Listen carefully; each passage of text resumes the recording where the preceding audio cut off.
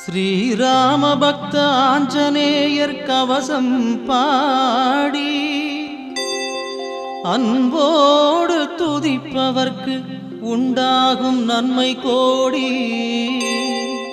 பேராற்றல் கொண்டிருக்கும் மாருதி நீயே, உனை போற்றி பாட வந்தோம், நீ அருள் செய்வாயே.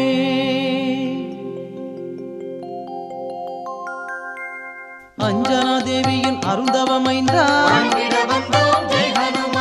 அன்புடையோரை காப்பவன் நீயே, நெஞ்சினில் என்றும் வைத்தே உன்னை,